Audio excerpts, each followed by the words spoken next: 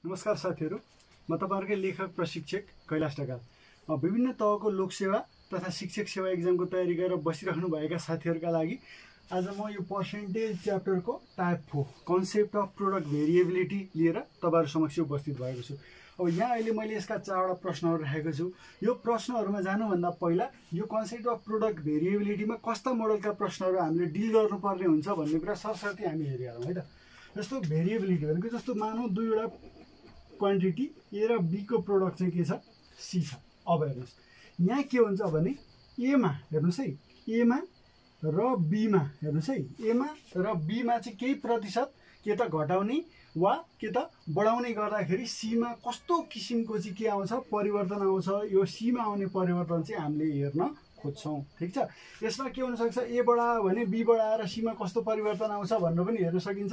ए बढाउँदा be घटाएर C मा कस्तो परिवर्तन आउँछ भन्न पनि हेर्न सकिन्छ। अथवा यो दुईटै घटाएर पनि यसमा के परिवर्तन आउँछ त्यो हामी हेर्न सकिन्छ। अब यो मोडलका प्रश्नहरुका लागि हेर्नुस् है, मानौ ए मा x प्रतिशत के गरियो, चेन्ज गरियो। ठीक छ।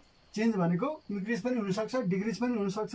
र बी मा के गरियो, y प्रतिशत चेन्ज गरियो भने सी मा आउने परिवर्तन भनेको x plus y plus xy by 100% हुन्छ। ठीक छ।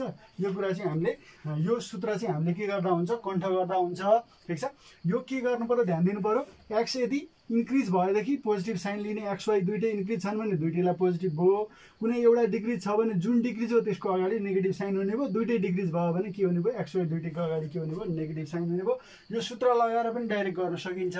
तर यो सूत्र पनि सकेसम्म नलगाइकन गर्न पाइयो भने त झन् गजब भयो। त्यही भएर म यो मोडलका प्रश्नलाई सूत्रै नलगाइकन कसरी गर्ने त्यो कुरा चाहिँ म यहाँ सिकाउन गइरहेको छु है त। ल आयतको लम्बाई र चौडाई क्रमशः 20% र 30%ले बढाउँदा क्षेत्रफल कति प्रतिशतले बढ्छ भनेको छ। भनेपछि हामीलाई के थाहा छ हेर्नुस् त, आयतको लागि लम्बाई इन्टु चौडाई भनेको के हो, क्षेत्रफल हो कि हो। भनेपछि हेरौँ है त, लेन्थ हेरौँ। ठीक छ। ब्रेथ र एरियाको कुरा गर्दैछौँ हामी है। इनिसियल फेजमा हेर्नुस् त, म लेन्थ ब्रेथ दुईटैलाई 10-10 मानिदिन्छु है। हामीले लेन्थ ब्रेथलाई के गर्न, फरक भ्यालु राखेर पनि गर्न सकिन्छ। तर सजिलो के हुन्छ, दुईटैको भ्यालु समान राख्यो भने सजिलो हुन्छ। समान पनि कति त, दुईटैको भ्यालु 10 राख्दा सजिलो हुन्छ। त्यही भएर म लेन्थ ब्रेथ दुईटैलाई 10 माने। अब एरिया भनेको त लेन्थ इन्टु ब्रेथ हो। भनिसकेपछि एरिया इनिसियल फेजमा हाम्रो के छ, यो रेक्टेंगलको 100 छ। अब हेर्नुस्, अब यो भनेको के हो भने सुरुको अवस्था है, इनिसियल फेजमा हो हैन। अनि अब फाइनल फेजमा हेर्नुस् है के भएको छ, लम्बाइलाई 20%ले बढ्यो। ठीक छ। भनेपछि हेर्नुस् त 12-10 लाई के त 20%ले बढ्दाखेरि हाम्रो के हुने भयो, 12 हुने भयो। अनि के भएको छ हेर्नुस् त, लम्बाई 20%ले बढ्यो र चौडाई के भयो, 30%ले बढ्यो। भनेपछि 10 को हेर्नुस् त 30% भनेको के हुन्छ, 3 हुन्छ। भनेपछि के हुने भयो, 30% 10 मा बढाउँदाखेरि यो 13 हुने भयो। अब यो दुईटाको मल्टिप्लाई गर्नुभयो भने 12 144 हैन।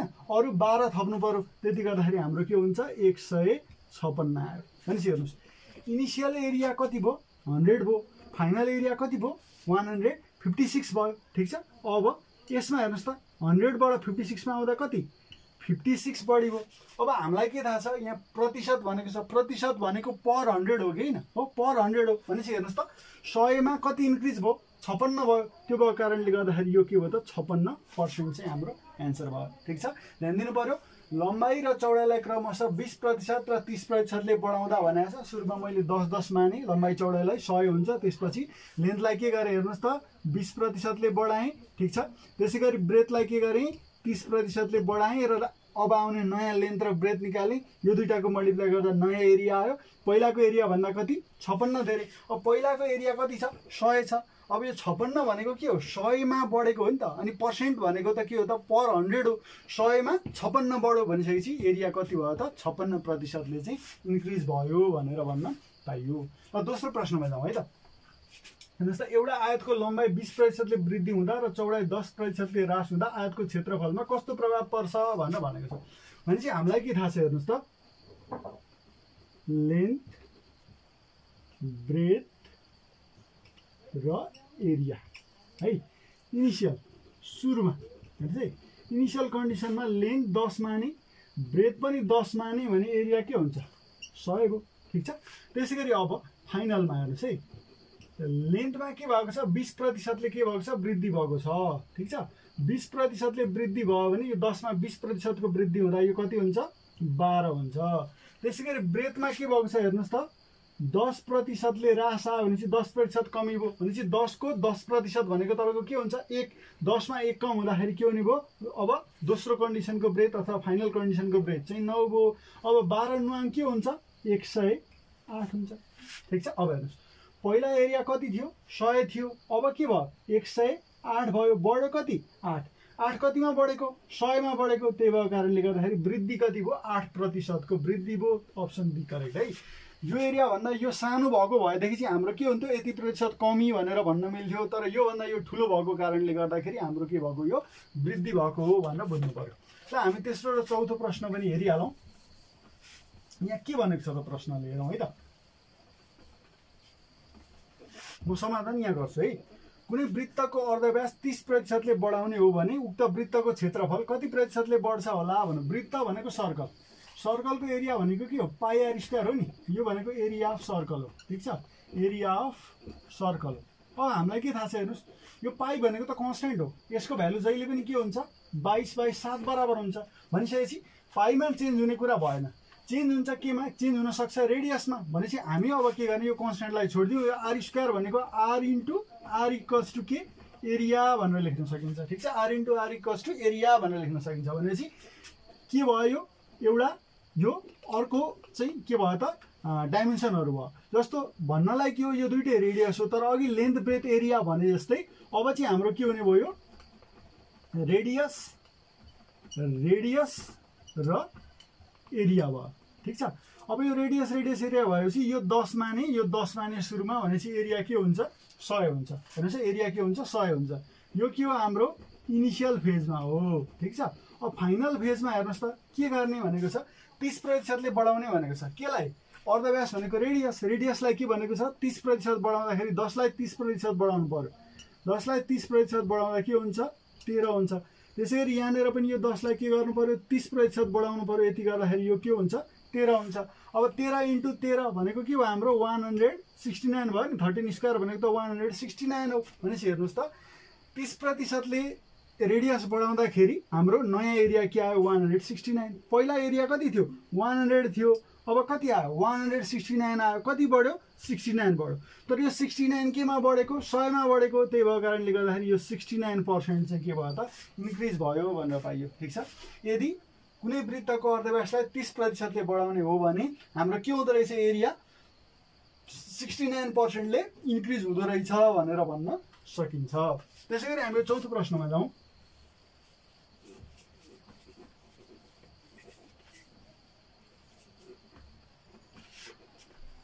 चिनीको मूल्य 30% ले वृद्धि भयो र उपभोगमा 10% ले कमी आयो भने खर्च कति प्रतिशत ले बढ्छ वा घट्छ होला भनेर भनेको छ भनेपछि हामीलाई के थाहा छ हेर्नुस् त मूल्य इन्टु उपभोग भनेको के हो खर्च हो ठीक छ भनेपछि हामी जाउँ मूल्य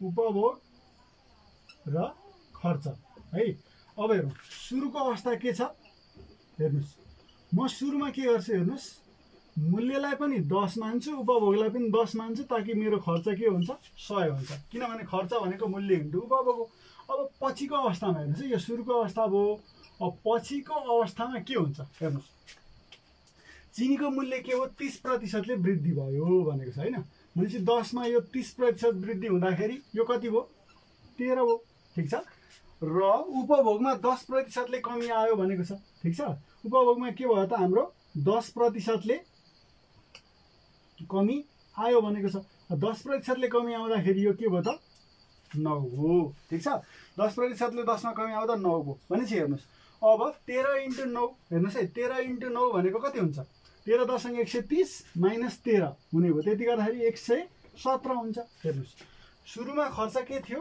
हेर्नुस् त 100 थियो अब के भयो 117 भयो भनेपछि बढ्यो कति 17 बढ्यो यो 17 कतिमा बढ्यो 100 मा बढ्यो त्यो भएको कारणले गर्दाखेरि 17% के भयो वृद्धि भयो भनेर भन्न सकिन्छ ठीक छ मूल्यमा हेर्नुस् त 30% वृद्धि गर्ने र उपभोगमा के 10% ले कमी ल्याउने हो भने हाम्रो खर्चमा के हुँदो रहेछ 17% को चाहिँ के हुँदो रहेछ वृद्धि हुँदो रहेछ भनेर भन्न सकिने रहेछ त्यसैगरी अब अर्को एउटा प्रश्न म यहाँ तपाईहरुलाई गराउँछु यो चाहिँ यो मोडलको हाम्रो फाइनल प्रश्न हुन्छ है त ल हेरौं प्रश्नले के भन्छ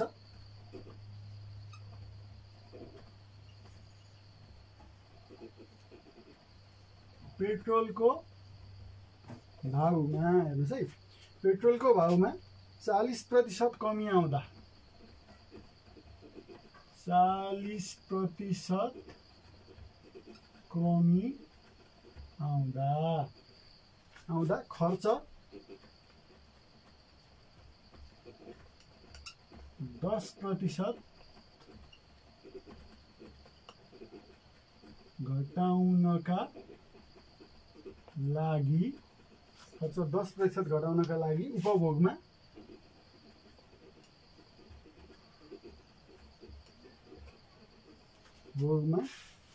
कति प्रतिशतले वृद्धि गर्नुपर्छ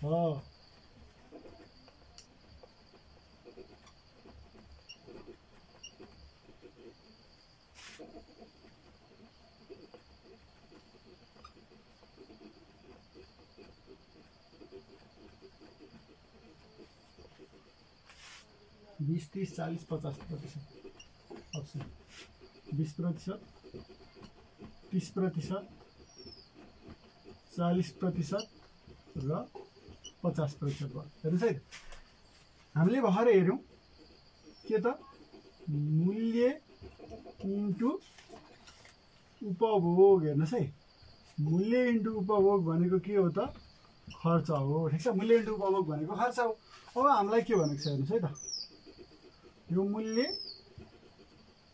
यो उपभोग र यो खर्च हेर्नुस् पहिलो केसमा है अथवा यसो गरौँ यो पुरानो भनौं यसलाई के भनौं पुरानो र अब आउने डाटालाई नयाँ भन्छौं हामी है मूल्य के गरे मानौ हेर्नुस् मैले 10 राखे ठीक छ र खर्च पनि के गरे हेर्नुस् खर्च मैले के गरे 100 राखे हेर्नुस् है मूल्य 10 राखे खर्च 100 राखे भने उपभोग भनेको 100/10 भनेको 10 हुने भयो ठीक छ अब हेर्नुस् पेट्रोलको भावमा 40% कमी आउँदा हेर्नुस् है 10 को 40% भनेको 4 हो 10 मा 4 कमी आउँदा हेर्नुस् त नयाँ मूल्य के भयो 6 भयो ठीक छ अनि के भनेको छ कमी आउँदा खर्च 10% घटाउनका लागि भने हेर्नुस् है अब खर्चलाई के गर्नुपर्ने छ हेर्नुस् त 10% सरी के भनेको छ 10% घटाउनु पर्ने भनेको छ 100 को 10% भनेको 10 100 मा 10 घटाउँदा के भयो तपाईको 90 भयो ठीक छ 100 मा 10 घटाउँदा 90 भयो अब नयाँ उपभोग y मान्ने हो भने यो y हेर्नुस् है y भनेको के नयाँ उपभोग त के हुन्छ नयाँ खर्च बाइ नयाँ मूल्य हुन्छ यो भनेको 90/6 भनेको हाम्रो के हुने भयो 15 हुने भयो ठीक छ 90/6 भनेको 15 अब हेर्नुस् त पेट्रोलको भावमा 40% कमी आउँदा खर्च 10% घटाउनका लागि हेर्नुस् है खर्च 10% घटाउनका लागि उपभोगमा कति प्रतिशतले वृद्धि गर्नुपर्छ भनेर भनेको छ ठीक छ उपभोगमा के त कति प्रतिशतले वृद्धि भनेको छ अब वृद्धि भनेको हेर्नुस् पुरानो उपभोग 10 नयाँ उपभोग 15 हेर्नुस् है भनेपछि कति उपभोगमा कति बढ्यो 15 - 10 5 बढ्यो ठीक छ अब के गर्नु पर्यो यहाँ हामीले के गर्यो वृद्धि भनिसकेपछि पुरानो उपभोगको आधारमा निकालिने हो वृद्धि त त्यही भएर डेनोमिनेटरमा के भयो 10 भयो इन्टु के त 100% यति गर्दाखेरि 5 हेर्नुस् त 5/10 भनेको 1/2 इन्टु 100% भनेको 50% हुन्छ भनेपछि कति प्रतिशत वृद्धि हुँदो रहेछ त भन्दाखेरि 50% वृद्धि हुँदो रहेछ भनेर हामीले बुझ्नु पर्यो ठीक छ यो मोडलका प्रश्नलाई अघि मैले जुन भने यो x + y + xy/100 को सूत्र लगाएर गर्न सकिन्छ ठीक छ अब यो सूत्रबाट गर्न भन्दा मलाई चाहिँ के त सकेसम्म यो सूत्रै प्रयोग नगरी बेसिक अन्डरस्ट्यान्डिङबाटै गर्न सक्दा राम्रो हुन्छ भन्ने लागेर मैले के गरे तपाईलाई यसरी मात्रै सिकाएँ यसरी सिकाइन ठीक छ अब यो सूत्रको विस्तृतमा प्रयोग ठिक छ, यो सूत्र पनि कसरी प्रयोग हुँदो रहेछ होइन, समस्या कतिको सजिलो हुँदो रहेछ यसले सल्भ गर्दा, यो हेर्न चाहनुहुन्छ भने हामीले हाम्रो पुस्तक अल्टिमेट आइक्यूमा यो दुईवटै तरिका हेर्नुहोस् है, यो दुईवटै तरिका एउटाको अल्टरनेटिभ मेथडमा अर्को राखेर के गरिदिएको छौँ, यो दुईवटै तरिका मजाले चाहिँ एक्सप्लेन गरिदिएका छौँ ताकि तपाईँलाई के हुन्छ यो दुईटै तरिका चाहिँ यो किताब हेरेको खण्डमा तपाईँले सिक्न सक्नुहुन्छ। यो किताब नेपाली र अङ्ग्रेजी दुईटै माध्यममा उपलब्ध छ। तपाईँलाई जुन मिडियममा पढ्न सजिलो लाग्छ त्यही मिडियममा चाहिँ तपाईँले के गर्न सक्नुहुन्छ, यो पुस्तक खरिद गरेर पढ्न सक्नुहुन्छ। र साथीहरूलाई भिडियो कस्तो लाग्यो, भिडियो राम्रो लाग्यो भने मेरो च्यानललाई सब्सक्राइब गरी बेल बटन थिच्नुहोला। र लोकसेवा तयारी गर्ने साथीहरू एकदम रिमोट प्लेसहरूमा एकदम दुर्गम ठाउँहरूमा पनि रहेर लोकसेवाको तयारी गर्ने साथीहरूलाई पनि के होस् त यो भिडियोको पहुँचमा पुग्नुहोस् उहाँहरू पनि। त्यसको लागि के गर्नु होला, यो भिडियोलाई लोकसेवा सम्बन्धी फेसबुक ग्रुपहरूमा के गर्नु होला, सेयर गर्नु होला। र भिडियो कस्तो लाग्यो, राम्रो लाग्यो भने राम्रो भनेर कमेन्ट गर्नु होला, किनभने तपाईँहरूले राम्रो भन्नुभयो भने तपाईँहरूलाई राम्रो लागेर मैले चाहिँ राम्रो भन्ने कुरा सुन्न पाएँ भने मलाई पनि यस्ता भिडियोहरू अझै धेरै तपाईँहरू समक्ष पस्किनका लागि हौसला मिल्नेछ। यदि केही कमी कमजोरी छन्, मैले सुधार्नुपर्ने कुरा केही छन् भने त्यो पनि कमेन्ट गर्नु होला, किनभने तपाईँहरूको सल्लाह सुझाव अनुसार नै म के हुँदै जान्छु त आफ्नो भिडियो चाहिँ कसरी अगाडि बढाउँदा तपाईँहरूलाई धेरैभन्दा धेरै बेनिफिसियल हुन्छ त्यो अनुसार मैले बढाउन पाउँछु। र साथीहरू यस्तो भिडियो लिएर म फेरि पनि उपस्थित हुने नै छु। हवस् त, नमस्कार।